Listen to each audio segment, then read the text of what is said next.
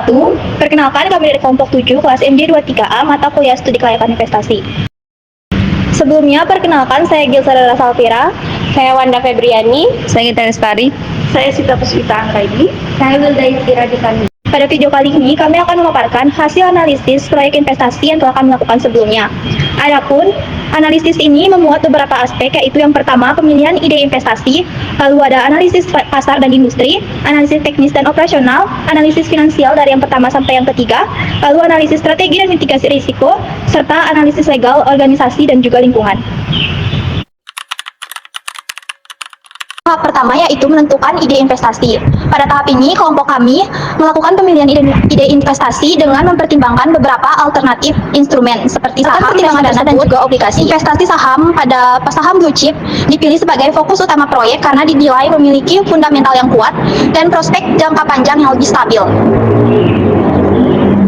Adapun saham yang kami pilih yaitu pada perusahaan PT Indofood CBP Sukses Makmur Tbk, PT Bank Sentral Asia Tbk, dan juga PT Kalbe Farma Tbk. PT Indofood kami pilih karena bergerak di sektor konsumsi dengan produk kebutuhan pokok yang permintaannya relatif stabil. PT Bank Sentral Asia Tbk dipilih karena merupakan salah satu bank terbesar di Indonesia dengan likuiditas tinggi, kinerja yang konsisten, serta pengelolaan risiko yang stabil. Sementara itu, PT Kalbe Farma kami pilih karena bergerak di sektor kesehatan yang memiliki prospek panjang, seiring meningkatnya kesadaran masyarakat terhadap kesehatan. Pemilihan ketiga perusahaan ini juga bertujuan untuk membentuk diversifikasi risiko lintas sektor sehingga risiko investasi dapat lebih terukur. Setelah menentukan ide dan objek investasi, pembahasan dilanjutkan pada analisis pasar dan juga industri. Pada PT Indofood CBP Sukses Makmur Tbk, analisis pasar menunjukkan bahwa perusahaan berada di industri makanan dan minuman yang bersifat defensif dengan dukungan merek yang kuat dan jaringan distribusi yang luas. Meskipun tetap menghadapi risiko fluktuasi harga bahan baku dan perubahan tren konsumsi. Adapun pada PT Bank Sentral Asia Tbk, analisis industri menunjukkan bahwa BBCA memiliki posisi pasar yang sangat kuat, ditopang oleh basis nasabah yang besar, dana murah yang tinggi, serta layanan digital yang unggul, walaupun menghadapi tantangan dari perubahan suku bunga dan persaingan finansial teknologi. Lalu pada PT Kalbe Farma Tbk berada di industri farmasi dan juga kesehatan yang terus berkembang dengan keunggulan pada portofolio produk yang beragam dan jaringan distribusi nasional. Namun tetap menghadapi risiko regulasi dan juga ketergantungan pada bahan baku impor. Selanjutnya ada laporan analisis teknis dan operasional investasi saham PT Indofood CBP Sukses Makmur Tbk, PT Bank Sentral Asia Tbk, dan PT Kalbe Farma Tbk. Laporan ini membahas kinerja teknis dan operasional tiga perusahaan sebagai dasar kelayakan investasi saham. Analisis difokuskan pada bagaimana perusahaan menjalankan operasional bisnisnya, efisiensi, stabilitas kerja, serta kemampuan beradaptasi terhadap perubahan ekonomi dan pasar. Yang pertama, PT Indofood CBP Sukses Makmur Tbk dianalisis dari sisi operasional produksi, distribusi, dan kekuatan merek di sektor FMCG. Perusahaan ini dinilai memiliki operasional yang stabil dan efisien meskipun menghadapi risiko fluktuasi bahan baku dan persaingan pasar. Yang kedua, ada PT Bank Sentral Asia Tbk. Dianalisis dari aspek teknis perbankan seperti kualitas aset, manajemen risiko, dan digitalisasi layanan. Hasilnya menunjukkan BCA memiliki sistem operasional yang sangat kuat, efisien, dan stabil sehingga cocok sebagai saham berisiko rendah. Yang terakhir ada PT Kalbe Farma Tbk, dianalisis dari sisi operasional, produksi, riset, dan pengembangan, serta distribusi produk kesehatan. Kalbe unggul dalam inovasi dan jangkauan pasar, namun menghadapi tantangan pada tekanan margin dan regulasi farmasi. Secara keseluruhan, ketiga perusahaan memiliki operasional yang sehat dan berkelanjutan, sehingga layak dipertimbangkan sebagai pilihan investasi jangka menengah hingga jangka panjang dengan karakter risiko yang berbeda sesuai sektornya. Selanjutnya, analisis kelayakan proyeksi investasi saham blue chip. Ini ditinjau melalui kerangka 5M yang mencakup man, money, margin, material, dan market. Dari aspek man atau SDM, investor yang menjadi sasaran utama adalah investor retail, pemula yang merupakan pemahaman dasar mengenai pasar saham, analisis fundamental, serta pemanfaatan platform sekuritas sebagai sarana edukasi dan transaksi. Pada aspek money atau keuangan, proyek ini relatif terjangkau karena dapat dimulai dengan modal awal sekitar 150.000. Aspek margin atau peralatan didukung oleh ketersediaan platform sekuritas online dan perangkat analisis pasar yang mudah diakses. Dari sisi material atau data atau bahan, proyek ini menggunakan laporan keuangan historis perusahaan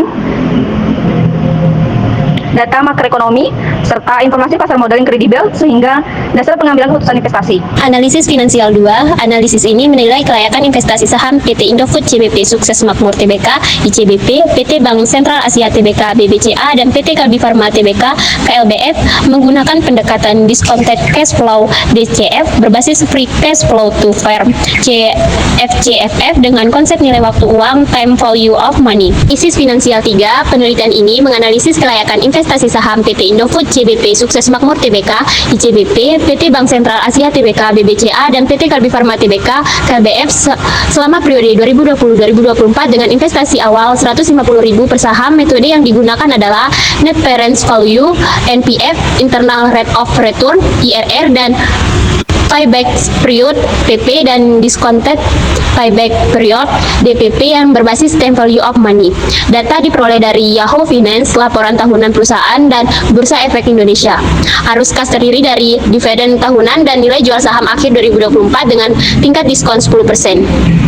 Hasil utama yang pertama ada BBCA paling layak dan menguntungkan. NPF-nya ada 41.500, IRR 17,8%, PP 3,8 tahun. Returnnya tertinggi 55,6%. Baik, selanjutnya ada analisis risiko dan strategi mitigasi pada perusahaan Indofood CBP Sukses Makmur Tbk dengan kode emiten ICBP dan PT Bank Sentral Asia Tbk dengan kode emiten BBCA serta PT Kalbe Farma Tbk dengan kode emiten KLBF pada periode 2021 sampai 2024. Analisis ini dilakukan melalui pendekatan sensitivitas, skenario, simulasi Monte Carlo, dan stress testing untuk melihat ketahanan perusahaan dalam berbagai kondisi ekonomi. Analisis sensitivitas dan simulasi menunjukkan bahwa BBCA memiliki risiko terendah, diikuti oleh ICBP dengan risiko moderat, dan KLBF dengan risiko tertinggi namun potensi pertumbuhan terbesar.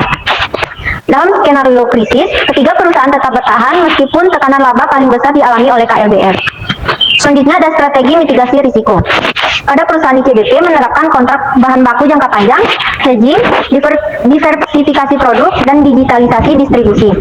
Yang kedua, pada perusahaan BBCA yang fokus pada penguatan dana murah, pengendalian kredit, keamanan cyber, dan diversifikasi pendapatan. Dan yang terakhir, pada perusahaan KLBF yang melakukan substitusi bahan baku lokal, peningkatan riset dan pengembangan, serta ekspansi eksposur untuk mengurangi risiko kurs.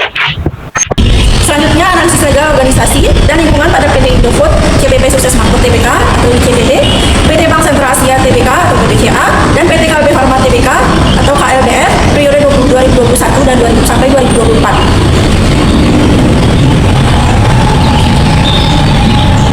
Dari aspek legal, ketiga perusahaan telah mematuhi aturan OJK dan Bursa Efek Indonesia terkait keterbukaan informasi. Selain itu, masing-masing juga tunduk pada regulasi sektoral seperti BPO untuk Indofood dan KB, serta OJK dan Bank Indonesia untuk BCA. Kepatuhan ini memberi perlindungan bagi investor meskipun tetap terdapat risiko perubahan kebijakan pemerintah. Dari aspek organisasi dan tata kelola, ketiganya memiliki struktur manajemen yang profesional dan penerapan good corporate governance yang baik. BCA unggul dalam manajemen risiko dan digitalisasi. Indofood CBP kuat pada skala usaha dan rantai pasok. Sementara KLB Farma menonjol dalam riset dan pengembangan produk kesehatan. Pada aspek lingkungan dan ESG, BCA menjadi yang paling maju dengan penerapan green banking. Indofood CBP fokus pada efisiensi sumber daya dan pengelolaan limbah. Sedangkan KLB Farma menitikberatkan pada kesehatan masyarakat dan pengelolaan limbah farmasi. Tantangan utama ketiganya adalah konsistensi, pengukuran, dan pelaporan ESG. Secara keseluruhan, ketiga perusahaan layak dipertimbangkan sebagai investasi jangka menengah hingga panjang. Dengan BCA cocok untuk investor konservatif, Indofood CBP sebagai saham defensif, dan KLB Farma untuk investor yang berorientasi pertumbuhan. Berdasarkan keseluruhan analisis, proyek investasi pada PT Indofood CBP Sukses Makmur Tbk, PT Bank Sentral Asia Tbk, dan PT Kalbe Farma Tbk dinilai layak dan berkelanjutan bagi investor retail pemula. Melalui analisis yang terstruktur, proyek ini memberikan gambaran pengambilan keputusan investasi yang rasional dan terukur. Namun, analisis ini masih memiliki keterbatasan seperti keterbatasan data, periode analisis yang singkat, serta penggunaan asumsi tertentu, sehingga hasilnya masih perlu disesuaikan dengan perubahan kondisi eksternal di masa mendatang. Kelompok kami memilih untuk melakukan investasi pada instrumen emas digital melalui aplikasi Dana. Investasi ini dimulai dilakukan pada 1 Desember 2025 dengan modal awal sebesar Rp49.934.000 selama periode 1 bulan berjalan. Nilai investasi mengalami fluktuasi yang dipengaruhi oleh pergerakan harga emas di pasar. Meskipun demikian, secara keseluruhan investasi menunjukkan tren yang positif. hingga 24 Desember tahun 2025, nilai investasi emas kelompok kami mengalami peningkatan menjadi Rp51.896.000. Hal ini menunjukkan adanya keuntungan dari investasi yang dilakukan, sehingga dapat disimpulkan bahwa investasi emas melalui aplikasi Dana tergolong relatif aman dan menguntungkan dalam jangka pendek, serta sesuai sebagai instrumen investasi dengan risiko yang rendah. Berdasarkan pemaparan yang telah kami jelaskan sebelumnya, dapat disimpulkan bahwa proyek investasi ini menunjukkan bahwa analisis yang terstruktur dan berbasis data sangat penting dalam pengambilan keputusan investasi. Melalui proyek ini, kami berharap dapat memberikan gambaran yang bermanfaat, khususnya bagi investor pemula. Terima kasih kami ucapkan kepada Bapak Abdul Salam MM selaku dosen pengampu mata kuliah studi kelayakan investasi atas kesempatan yang diberikan kepada kami melalui pembelajaran ini. Sekian dari kelompok kami. Wassalamualaikum warahmatullahi wabarakatuh.